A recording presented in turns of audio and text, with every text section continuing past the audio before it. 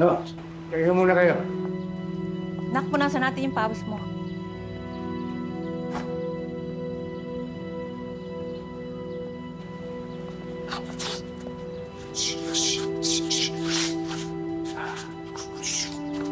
Salamat ah. Ako, tumabi ka sa akin mamaya. Akong bahala sa merienda mo, sir. Yun, sakto. Hindi pa ako kumakain. Bahala. Ito na yung mga case files na pinapakuha mo. Lahat ng parehas na nangyari sa kapatid mo. Naka-body bag, late teens to early 20s, na female na biktima. Lahat yan. Dami. Ay, nagulat nga ako eh.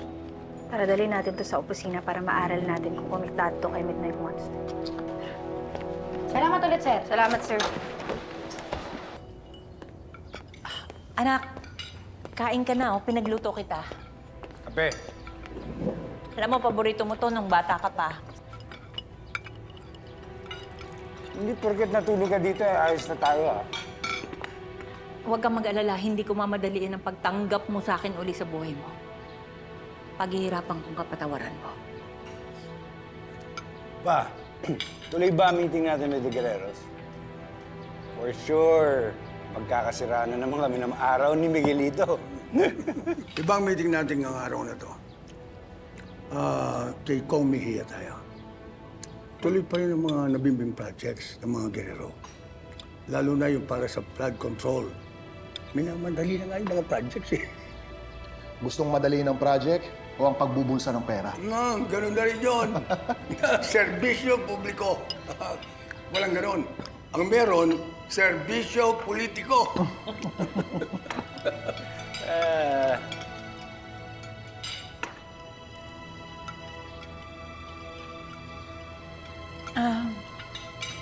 Pwede ko mang pasyalan yung dati kong negosyo. Yung pwesto namin. Aasikasuhin ko lang. Ang tagal ko na kasi yung dinaasikaso eh. Gaano katagal? Isang araw? Isang linggo? Buti pa ang mga negosyo mo. Ang bilis mong balikan. Di ba? Anak, Hindi, okay lang. Alam ko naman, Nana. Wala kang choice. Wala rin akong choice. Kaya, magtitiis na lang ako sa bahay na to na nandito ka.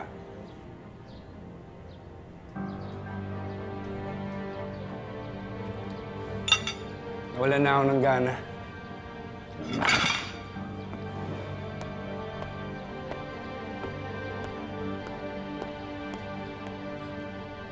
Pagpasensya mo na. Kaya tanong ka sa akin noon araw-araw eh. Magkakasundo rin kayo.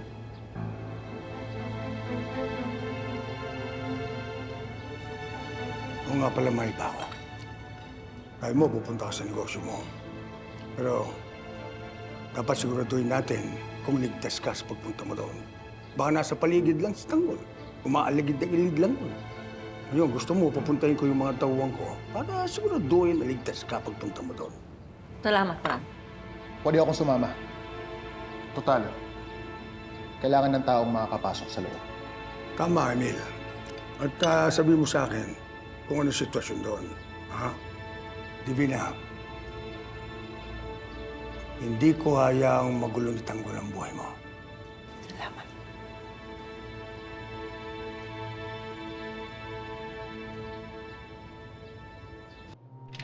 More papers, Sheila.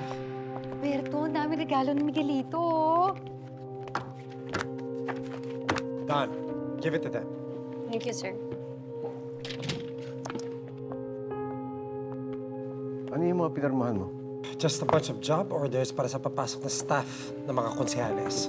Uy, sinama niyo ba dyan yung sinabaklang Lois at saka si Jessa?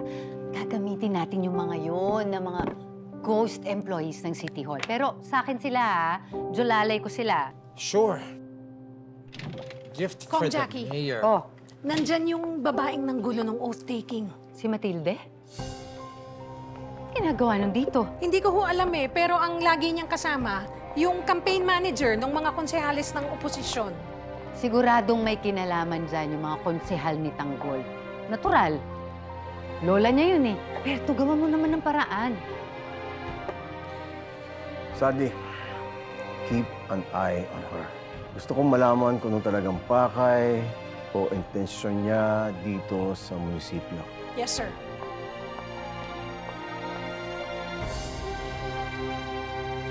Aling Tindeng, naipasa na ho namin ang mga job orders. Mabilis na lang ho mapipirmahan yon.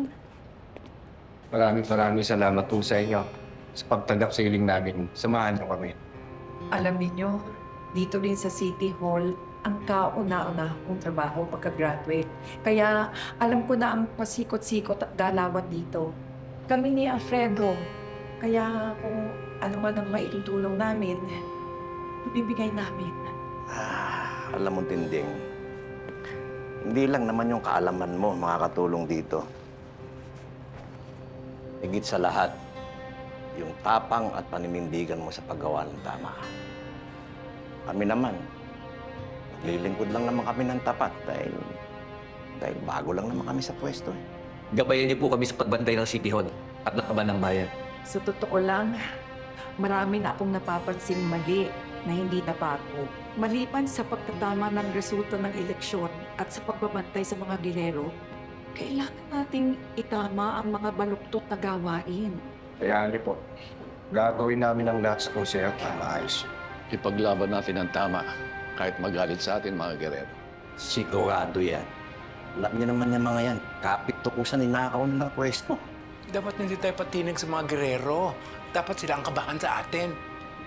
Kaya kailangan nating magkaisa at magtulungan tayo para pantayan ang interes ng sambayanan. Welcome back po sa Manila City Hall.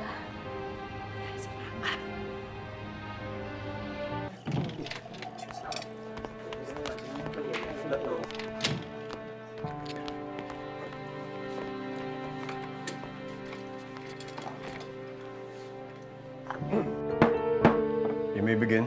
Magandang araw po, Vice. Magandang araw, mga konsyal. Magandang araw. Kaya tayo nandito para sa ordinansa ng budget realignment. Excuse me po. Hindi po nakarating sa amin yung agenda ng meeting na to regarding budget realignment. Wala po kami natanong, hindi wala yata napadala sa amin. Napadalhan kayo. Lahat nga ng konsehalis napadalhan di ba? Di ba? Hindi nyo natanggap? Majority Floor Leader, ano po ba yung dapat baguhin sa paggamit ng budget ng lungsod? Marami. Dahil magtatabas tayo ng budget sa ibang sektor. At ililipat natin ngayon sa mas prioridad ang infrastructure. Pasensya na po, pero masyadong malaki na po yung budget para sa infrastructure. Ba't kailangan pa pong dagdagan? Eh, paano naman yung pangangailangan ng ibang tao? Konsyal. Bakit ba lagi kayong maalma? Dapat nga matuwa kayo Dahil ang makikinabang dito ay ang buong lungsod ng Maynila. Marami ho sa nangangailangan na gusto niyong baliwalain. Sandali, Konsyal. Second talk po ngayon, kinu-question nyo kung ano yung ginawa namin budget. Order! Mr. Presiding Officer Vice, mawalang galang na ho, Pero hindi naman ho yata makatarungan yung pinapanukala ninyo. Napakaliit na ho ng pondo na nakalaan para sa mga programa katulad ng para sa mga senior citizens o sa urban poor. Babawasan niyo pa ho. O baka naman po pati yung pondo para sa edukasyon na halos wala na ho. Kukunan niyo pa. Vice, marami ho sa mga kababayan natin ang mawawala ng suporta sa gobyerno. Gusto niyo ho ba yung mangyari? Majority Floor Leader, pakisagot sa ating Honorable Evelyn Dumlao. Yes po, Vice.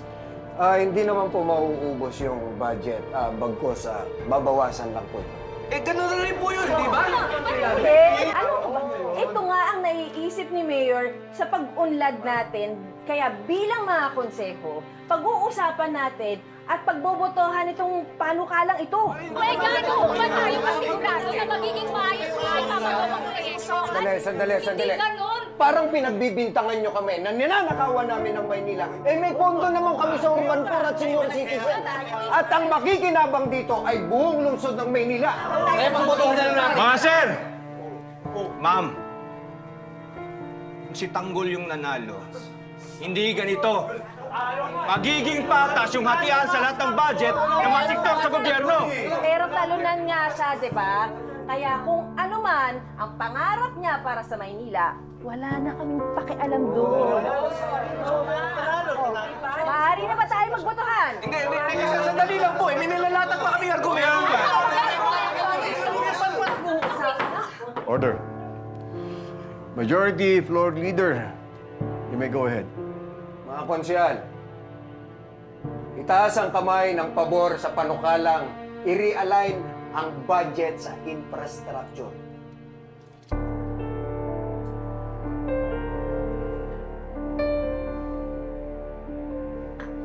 Nakuha na ang majority ng boto. Ang panukala ay approved.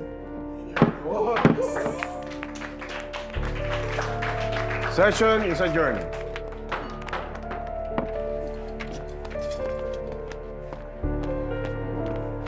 Maraming salamat sa inyong lahat. Yung mga taong kumukontra sa plano natin para sa lungsod, huwag niyong intindihin. Hindi natin siya bibigyan ng boses o oras. Ang mahalaga, tapat kayo sa mga tamang tao dahil mahalaga kayo sa lungsod.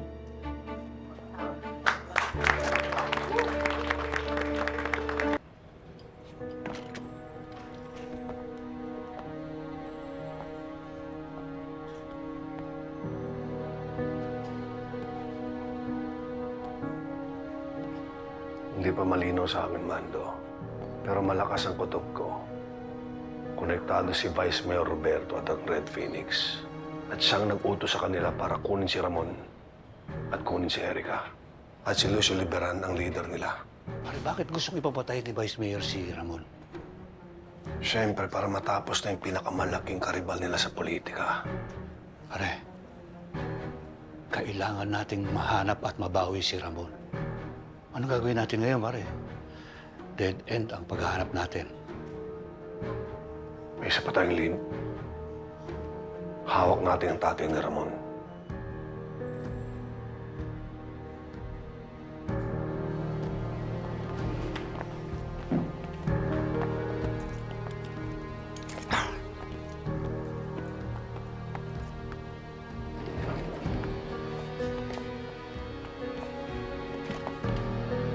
Aba, tibagi ba? Sa wakas, dinalaw mo rin ako.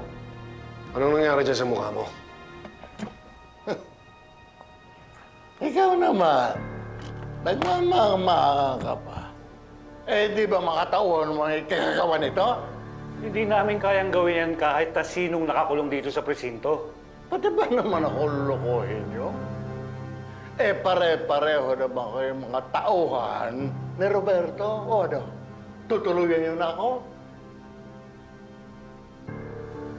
Kailangan namin ng tulong mo para mahanap ang anak mo si Ramon.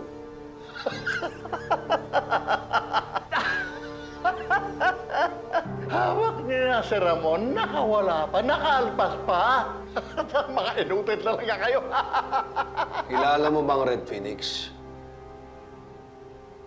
Naniniwala kami na hawak ng Red Phoenix si Ramon.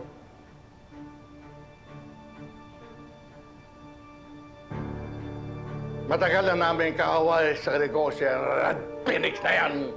Alam mo ba ang mga lungga ng grupong ito? Kasalukuyang hawak nila yung anak mo. Baka kung anong pagpapahirap ang ginagawa nila sa kanya. Pwede pa namin siya iligtas kung makipagtulungan ka sa amin.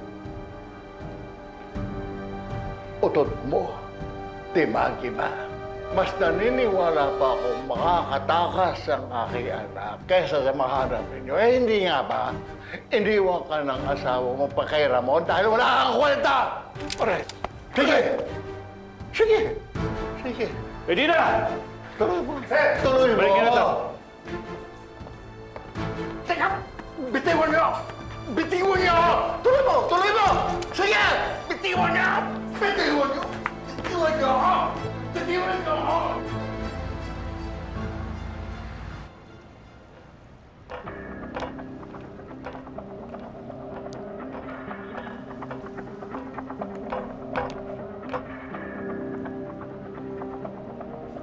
Oh, kumusta lakad nyo? Mga Doy, may nakuha na kaming impormasyon kung saan matatagpuan yung papa ni Tanggol. Nakita namin si Kidlat. Isa sa kumuha sa papa ni Tanggol. Ano plano mo, Tanggol? Lunusob na ba tayo? Tanggol, mahina pa kayo. Kagagaling nyo lang sa matinding laban. Papahamak lang kayo. Ilan na lang kayo. Hindi ko naman kayo matutulungan. Hindi ako papayag. Hindi ako papayag na may isa pa sa inyong mamamatay. Pamilya ko yun. Kaya ako magliligtas mag-isa sa papa ko. Hangkong! Ano nangyari? Napainan na namin si Tanggol. Pabugbog na ako para makarating sa kanya. Panalo! Ngayon alam na ni Tanggol kung saan pupuntaan yung tatay niya. Leg! Ganda ng ginawa ninyo. Ngayon, ipunin ninyo mga tauhan natin. At susurpresahin natin si Tanggol. Saan ang punta nyo? Wala. Kakalawitin lang namin anak mo. Hindi ako papayag. Magkamatayan muna tayo lahat! Kalaganan ninyo ang pain natin. Yeah!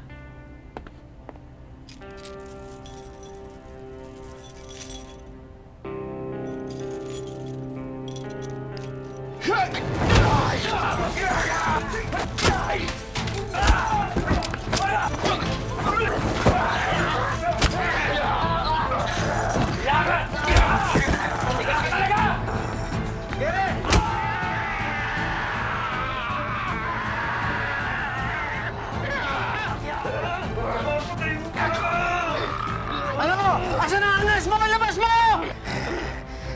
Mahal na hari, kukunti na lang at makakasama mo ng anak mo. At sa inyo ko, puputulin ang lahi ng mga Montenegro. Ihandaan ninyo itong si Ramon Montenegro at papanahog tayo sa impyerno!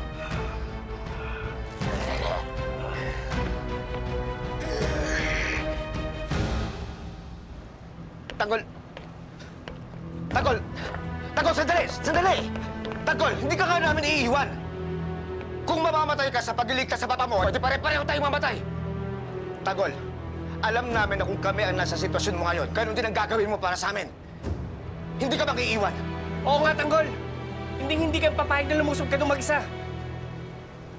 Tanggol, kayang-kaya natin yung kahit 5 lang tayo. Marami tayong lang pinanalo. Ito pa kaya? Tanggol, kagaya ng palagi namin sinasabi sa'yo, kahit magkamatayan na, hindi ka namin iiwan.